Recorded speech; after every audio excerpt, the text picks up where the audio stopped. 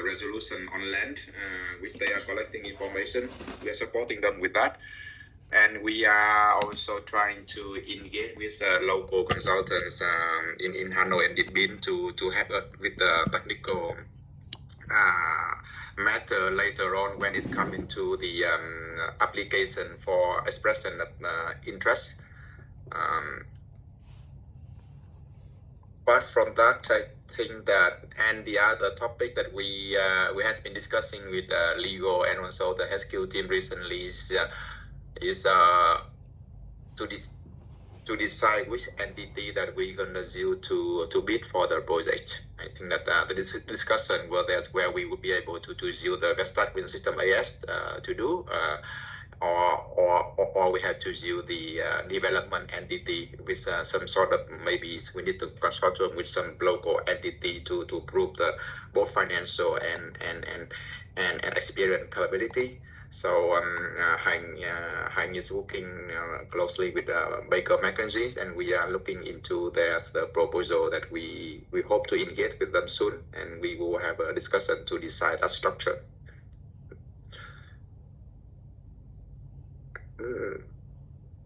I think that's for Dit Bin, and as for Sơn La, we are finalizing the contract with the Massmart installation contractor. CEC working with Hein on that. We expect to sign very soon, and so that they can start with the procurement, and expect to complete the installation within this year, by Q4, I think, by December, I mean. And for Laos, I had a contact now. They said that they can support us with screening. So I have really discussion.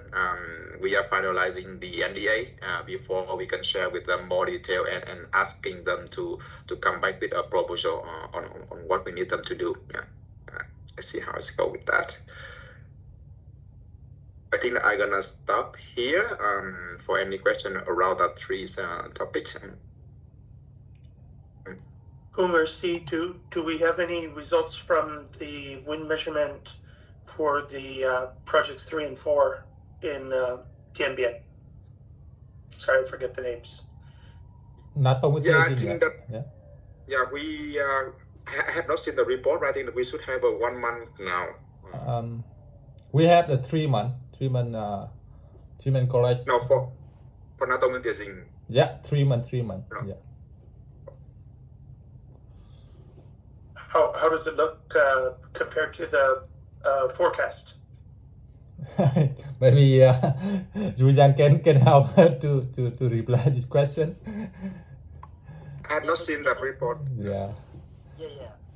We didn't get the raw data. Yeah. So far.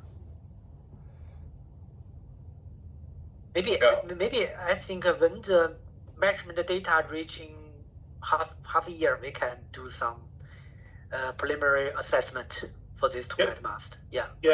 Young-Yo, I was just wondering, we in all the other countries, we're supposed to get a monthly report now, comparing the actual results compared to our forecast. That's not to do the full detailed assessment. It's just or long-term corrected or anything like that. It's just to. You mean monthly comparison? Right? Yes. Yeah. Yes. Okay. Do we have that? Yeah. We don't have that. We can do that. Yeah. Okay. Yeah. I thought, and I don't see Jorge on here or Marco. I thought we were supposed to get that for all of our projects in the region. Now we had paid the Wind Insight team extra so that people in Chennai could help us with those monthly reports. Yes. Yeah. We have this process with the monitoring team to provide this, automatically, a monthly comparison. Yeah. We have this approach right now. Yeah. I think, Frank, one of the things is, as I understand from Jorge previously, was they typically start doing that after 3 months of data, and then they'll start plotting, and then they will go into the monthly monitoring as well. So I think it's a good time to bring it up now, since and Yu Yang will coordinate with James or the team in Chennai to kind of put that in place.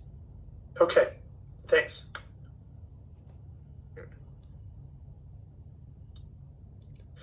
Kung, I also understand that you're trying to look at some meetings with provinces, maybe for what are your thoughts on that? What are the targeted provinces?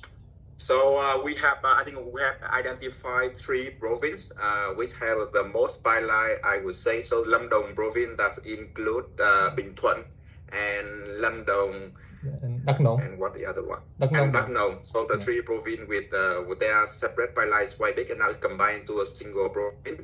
So that's the one. And the other one is what's the new name? Long An, but it's combined of Traveling and 2 other provinces in the Mekong Delta. So we try to test with that, and we are working with the embassy now. They are drafting a letter to the province, and we're asking them for a meeting and to discuss further. But in this letter from the embassy, we also mentioned very clearly that we are looking for the opportunities, whether the project in PDP or any new site that we can help them to develop. So I think that the embassy will send the letter. It's not today, maybe early next week. Then we will review, and then they will send and then to the province, and we will ask for the meeting in between the 3rd and the 5th of September. That's the time that the ambassador is available. That would be great. And any update on IPECO or RENCO? No, they still. I talked with them, but I don't think that they can really move ahead very fast. So I think that we will just move ahead with our work with the embassy. So if they can come anything later, we'll see how. But yeah. Okay, great. Thanks.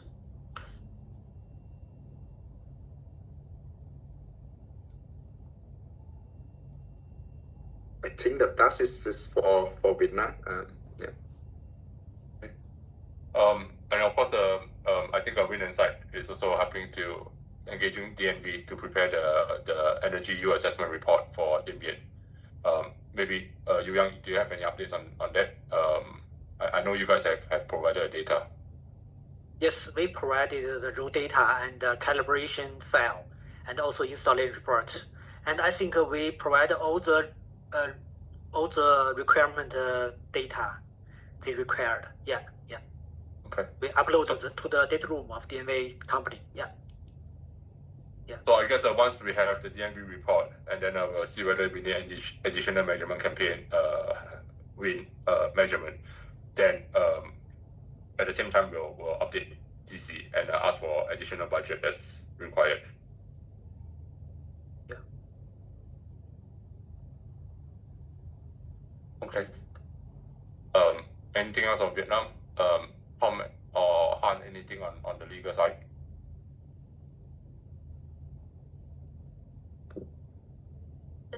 That's it. I just got the confirmations from Louisa that we can go ahead to engage with Baker. No need for the approval. So I will just send them the final confirmations for the very first advice. Also just ask Gel for help to prepare a corporate structure. And in the meantime, I think we still need to chase Barbara and Camilla to work on their text comments about if we are using the Vestas Wind System AS as a bidder.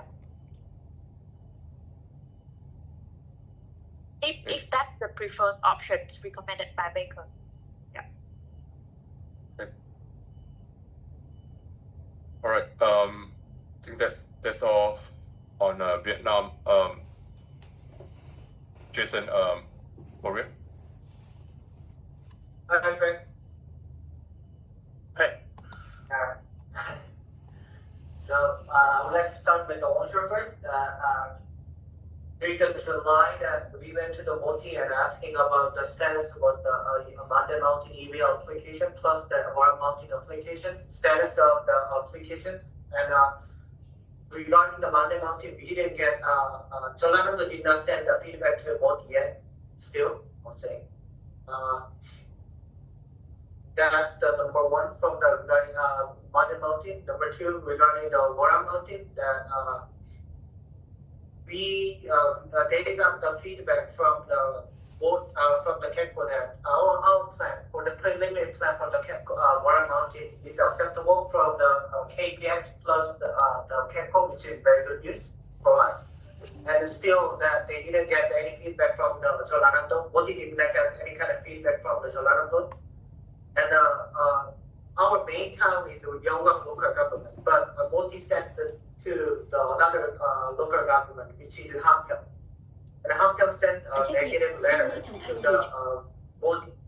But we have reached out to the Hamgyong local government and we have presented it to the towns and to ask them to what we are doing regarding Warren Mountain, and we need the support from the Hamgyong local government. And actually, the initial feedback from the towns were quite positive.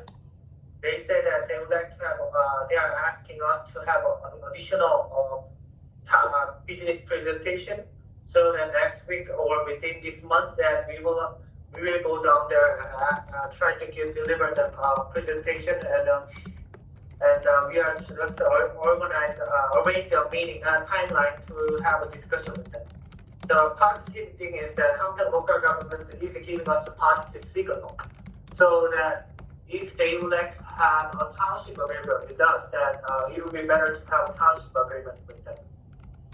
That's the positive story, and we at the same time that we would like to have a meeting with the Yeongbang local government, saying that how we are going to proceed about the project about the Warren Mountain, and what's our step for the after the EBL, that we have some kind of benefit. We will say that we are trying to have some kind of making a benefit to towns and residents. Then the Yeongbang local government will give us also the positive signal for the Warren Mountain. And when we go to the Wando for the offshore Wando,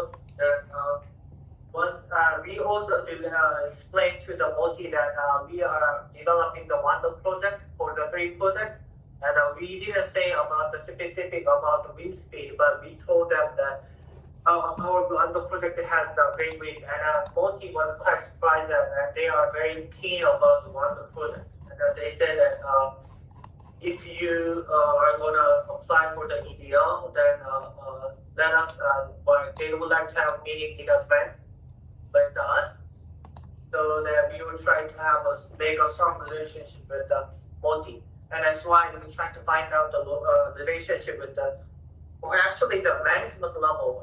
In this management level is forcing them to working level, trying to be nice to investors, and that kind of attitude is going up. But working level in these days, they are not very listening to the management level voices. So that we are trying to find out the managing the management level plus the working level as well. That will be the target for the Moti. Moti is right now very strong. They aggressive about the offshore wind. Since that the new president, Mr. Lee, has been elected, that Mr. Lee is giving a positive signal for the offshore at this moment. So Moti is quite aggressive at this moment. And but the one thing they were saying about, as I delivered to Jason about it, Moti plus that Moti is listening to a lot of things from the Jalanando. And Jalanando is giving us a very, I would say, quite negative impression about the Vestas. And not only for the Jalanando, but also that other developers are keep spreading about negative things about Vestas. I would say big Vestas, and Moti is quite concerned about our Vestas reputation. But we deliver the Vestas development is quite different from the Vestas big Vestas. But the impression of the Vestas is not, I would say, in good position compared to others. That will be the one thing that we need to handle with. So Jason, from the perspective of getting Jalanando support for our EBL applications, and maybe changing the attitudes, perceptions, Shinanui looks like it is going to close this year. That's the expectation, and that hopefully will be able to trigger the activities around training centers, things like that. But it'll also be demonstrating Vestas' ability to sell turbines in Korea on the ground. So I think we have to work closely with Anders and team and I've talked with Jason about this, just to understand how we engage with the province with all of that information in due course. If we actually can close Shinanui, that should be quite a watershed in showing the province that we're committed as Vestas. And then if data centers, then that can go along. Also, the mere fact that we're also developing our own offshore project is another aspect of what Vestas is trying to do to support Jeollanam Do with offshore development. And the third thing is, I understand, and you may hear more about this than I've heard, but the Wando Jamil project also appears like maybe it's back on track. So Jason should stay on track with Anders. You need to be talking to the sales guys. All of these things hopefully will demonstrate Vestas activity and in the offshore in Jeollanam Do, and hopefully that will help us get support. Yeah, absolutely. The thing is that based on my channel, that Jeollanam Do is not quite satisfied with Vestas because of the roadmap stuff. That they have specifically asked us Vestas to deliver the roadmap by end of April, but still, it's not going to happen and blah blah something. Whatever the reason, that was the. So Jason, why don't you spend some time updating? I know you joined a discussion with sales guys yesterday. Look. Let's take this off the line. This is getting down into details. I don't think we have to talk about it anymore now. We understand it's a challenge. We have to be working with Anders. He's the key. It's not Milan. Anders is going to be the key to push forward. Pervin isn't going to get involved in the details. We just need to make sure that Anders has a plan. I can try to talk to him in the office next week. Jason, maybe with you, Jason Chua, to try to make sure we have a plan. I think Anders, for his part, he's still new to the job. They're very busy trying to close some deals this year. Not only Shinanui, but another deal in Japan. So we just need to stay engaged with Anders to make sure everything is working as timely as possible. And Jason, Joe, Jeollanam Do is going to complain about everything forever. I think we just have to expect that. I think whatever Vestas does will never be enough until the politics at the top between the governor and Vestas get settled. So let's not worry too much about Jeollanam Do saying not favorable things. Let's just focus on what's in our control, and I think we'll come out of this the other end just fine. Yeah. Regarding the NTSA contract, SY signed the contract with the Pokpo University, and Professor Kim is working on this, and SY delivered a strong point to Professor Kim that the minimum line is 1 gigawatt, and this Professor Kim is trying to find out the solution in order to make at least 1 gigawatt, and he's exchanging his ideas to SY, not only to SY, that SW is keep following on the exchanging our ideas, try to make best boundaries for our 3 projects. And he is very, right now at this moment, Professor Kim is very dedicated, a lot of sources to make our project much more favorable. So once we find out the boundary for our project,